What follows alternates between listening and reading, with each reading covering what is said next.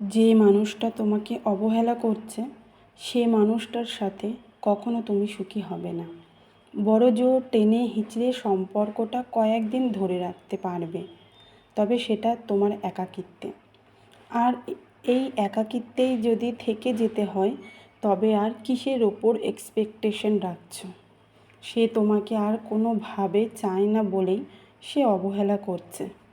তবে কেন তুমি তার কাছ থেকে অবহেলা পেয়েও তাকে ধরে রাখবে? মাথায় প্রথমে তোমাকে রাখতেই হবে, কেন এমন হলো, কেন এমন করে, কবে সে বুঝবে আমাকে? এই 3টি বাক্য ভাবা একদম ঝেড়ে ফেলতে হবে। কারণ এর উত্তর তুমি জানো, মানুষটাই একটা ভুল মানুষ। তার মস্তিষ্কে খারাপটাই হবে, এ আর নতুন কি? সে যা করছে ওইটা নতুন আশ্চর্য হওয়ার কিছু না। আরও একটা বিষয়, সমস্যা যেহেতু তোমার হচ্ছে, তুমি নিজেকেই সাপোর্ট করে নিজের কোয়ালিটি সকলের কাছে ধরে রাখা শিখে গেলে।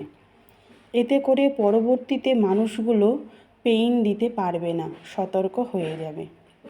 বুঝতে পারবে এই কাজ আগে করা গেলেও এখন সে করতে পারবে না, কারণ তাদের সামনে শক্ত একজন স্কিল্ড জ্ঞানী মানুষ দাঁড়িয়ে, যে নিজেই নিজেকে সাপোর্ট করতে জানে।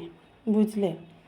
নিজের যে ইন্টারনাল টিউনিং দরকার, এটা তোমাকে বুঝতে হবে।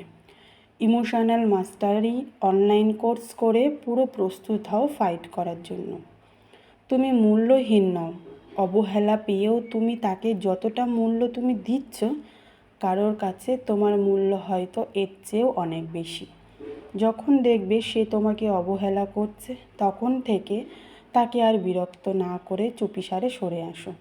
অন্তত একটু বাঁচার মতো বাঁচো। আর এই নিজের মতো স্ট্রংলি বাঁচার জন্য নিজেকে মজবুত করতে শিখতে হবে।